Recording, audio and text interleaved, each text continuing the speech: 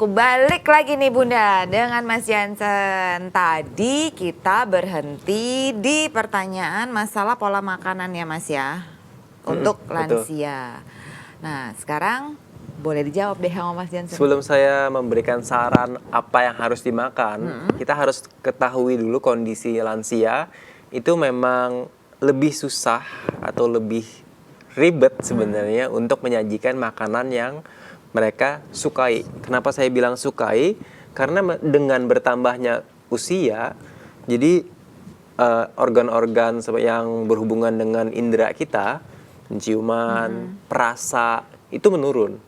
Oh, Makanya gitu. kalau misalnya mereka mengatakan saya lagi nggak selera, itu memang benar-benar nggak selera. Oke. Belum lagi kalau misalnya ada masalah gigi. Ah, Jadi tidak bisa mengunyah yang keras, padat, itu juga salah satu kendala kenapa lansia mengalami malnutrisi. oh.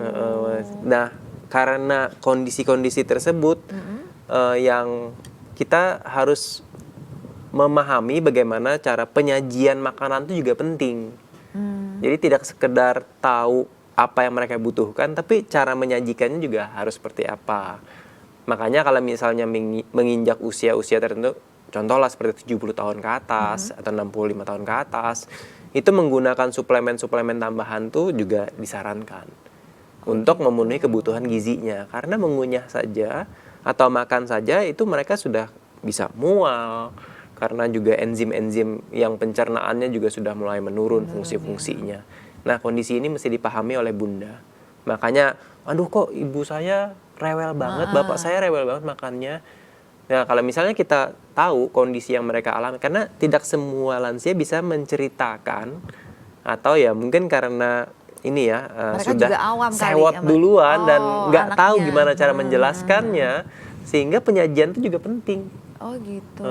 Nah, berbicara gizinya, memang yang paling dibutuhkan, makronutrisi yang paling dibutuhkan oleh manusia, yaitu protein.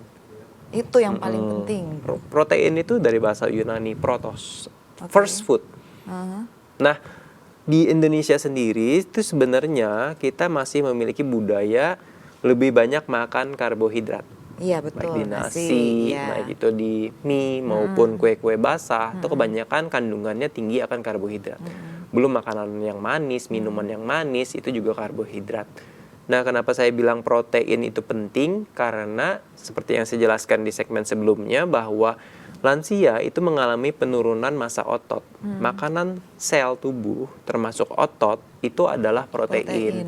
Jadi mau olahraga sampai kayak gimana pun, si lansia ini tidak akan mengalami regenerasi sel maupun bertambah massa ototnya kalau makanan si ototnya nggak cukup, yaitu protein. Tapi kalau misalnya secara piramida ya, fundamentalnya itu adalah cairan sebenarnya. Tubuh kita, tubuh manusia itu 70-75% adalah cairan. Jadi cairan itu yang membawa oksigen, membawa zat gizi ke seluruh tubuh, mendistribusikannya. Kemudian kalau kita kekurangan cairan, itu juga gampang mengalami masalah-masalah persendian.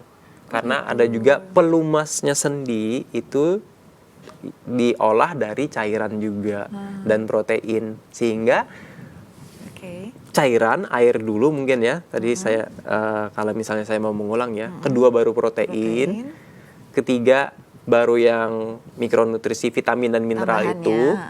Saya nggak akan bahas panjang lebar tentang vitamin apa aja ya. Yang penting makan buah dan sayur itu harus warna-warni. Jadi warna-warni. Jadi nggak cuman warna merah aja yang bagus, warna ungu aja. Karena kebanyakan lansia yang saya kebetulan konsultasi ke saya juga, saya udah makan sayur setiap hari, ternyata dia cuma makan sayur hijau. Nah tapi kalau mamanya ketemu sama kliennya Mas Jansen, kebetulan dia nih punya asam urat, itu gimana? Itu kan banyak masalah. Tadi saya bilang bahwa sayur itu beragam warnanya. Kalau misalnya asam urat biasanya yang mesti dihindari kan yang hijau gelap saja. Tapi kan sayur dan buah tidak hanya warna hijau gelap saja. Iya sih. Ada orange, ada merah, ada kuning, ada hijau dan lain-lainnya kan, dan putih seperti bawang juga ada. Gitu. Iya. Makanya daripada sibuk mengingat nih Bunda, apa aja vitamin yang harus dikonsumsi setiap hari, tinggal lihat sudah makan sayur atau buah warna apa. Jadi paling gampang tuh adalah pesannya capcay atau rujak. Itu udah warna-warni itu. Yaitu vitamin dan mineralnya. Nah, bagaimana dengan lemak sehat ya? Lemak sehat sebenarnya kalau misalnya kita berbicara seberapa banyak, itu ada dia 0,5 dikali berat badannya. Jadi misalnya berat badan 50 dikali 0,5 itu biasanya sampai 25 gram lemak per hari. Tapi lemaknya dari mana dulu? Jangan lemak gorengan. Lemaknya bisa dari alpukat, lemaknya bisa dari kacang-kacangan. Dan jangan lupa juga Bunda nih, paling penting untuk fungsi kognitifnya orang tua, makanannya otak, itu adalah omega 3. Oh gitu. Terkandung di seluruh jenis seafood. Atau kalau misal tidak ada seafood bisa menggantikan dengan suplementasi EPA, DHA. Omega 3 itu sangat baik untuk mempertahankan fungsi kognitif. Dan juga ya persendian kita juga membutuhkan lemak, enzim juga menghasilkan enzim juga membutuhkan lemak. Untuk hormon-hormon juga menggunakan lemak. Nah, kapan kita mengonsumsi lebih banyak karbohidrat? Bahkan ada diet-diet tertentu nih Bunda, bahwa diet seperti keto yang menghilangkan karbohidrat bisa survive, bisa turun berat badan, bisa. Karena karbohidrat itu adalah sumber energi. Sumber energi artinya apa? Kalau tidak digunakan menumpuk jadi lemak. Makanya buat lansia, keluarganya yang lansia, kurang aktif bergerak, karbohidratnya bisa dibatasi. Oh gitu.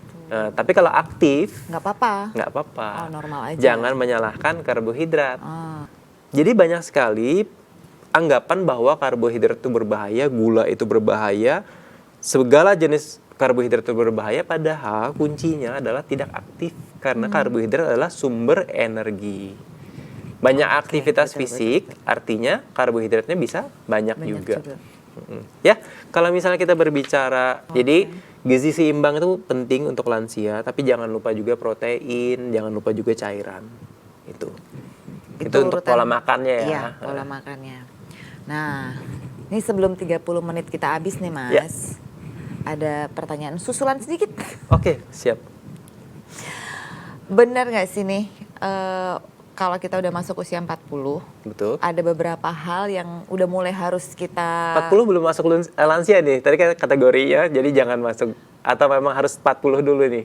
Ini lebih kayak pertanyaan saya pribadi sih, Oh baik, mewakili penonton juga ya, baik, siap. Mewakili bunda-bunda di rumah. Ada makanan atau minuman yang harus mulai dikurangi kah atau dihindari kah gitu? Tadi sebenarnya kalau saya jelaskan bahwa tidak ada makanan yang perlu banget dihindari seperti karbohidrat yang manis misalnya untuk lansia. Apakah perlu menghindari makanan-makanan manis? Tergantung. Jadi apapun jenis karbohidratnya, baik itu simple atau kompleks. Simple itu cepat menaikkan gula darah dan lain-lain, meningkatkan insulin. Itu tidak berbahaya selama si lansia belum mengalami diabetes atau prediabetes. 40. Oh iya baik 40 maupun remaja sama aja. Udah masuk remaja. Iya, remaja, dewasa maupun lansia. Kalau tidak ada masalah dengan pankreasnya atau tidak ada prediabetes, gula darah tidak tinggi, tidak perlu menghindari yang namanya makanan yang terasa manis di lidah. Oh gitu. Jadi intinya selama si kliennya atau lansianya tidak memiliki masalah kesehatan tertentu, nggak perlulah menghindari makanan-makanan yang karbohidrat yang manis. Oke. Itu mungkin ya pertanyaannya ya. Iya. Jadi, karena kebanyakan sekali yang saya dengar, semakin bertambahnya usia harus menghindari yang manis-manis katanya. Iya sih. Seperti kue manis, itu umum banget itu. Tidak boleh menambahkan gula. Tergantung kalau dia sangat aktif, dia merupakan kompetitif, someone yang bertanding ya, seseorang yang lansia yang bertanding, boleh banget. Bahkan semua energi drink, sport drink, itu kandungannya adalah gula. Iya sih benar. Karena harus mengembalikan glikogen dengan cepat. Gula darahnya, glukosa di darah harus dengan cepat. Makanya sambil dia lari misalnya, dia minum gula, boleh nggak? Boleh banget. Boleh banget. Jadi apa kondisi si tingkat kebugaran si lansia itu juga penting untuk diketahui. Oke, ya. Bunda-bunda semuanya, luar biasa ya penjelasannya. Mas Jansen untuk topik Sama-sama. kita hari ini. Detail sekali loh Mas. Ya. Paling nggak sudah punya gambaran. Ya. Kalau nanti bunda-bunda di rumah ada yang kayak punya Instagram Silakan, gitu pengen boleh. DM Mas Jansen, Boleh boleh silakan. follow. Silakan. Apa nama itunya? @jansen_ongko. @Jansen pakai J, Jansen_ongko. Ongko ya Jadi bunda-bunda silakan ya. ditanyakan kalau misalnya ada kendala-kendala dalam berolahraga, itu silakan ditanyakan. Oke bunda, tidak terasa 30 menit saya menemani. Jangan khawatir, saya masih punya banyak sekali info-info untuk bunda-bunda semua di rumah. Tapi tidak hari ini, di episode-episode berikutnya bunda. Tetap tunggu ya persembahan untuk bunda bersama saya dan tim Mata Indonesia TV. Sekarang saya dan Mas Jansen Ongko mau pamit dulu. Sampai ketemu lagi. Bye.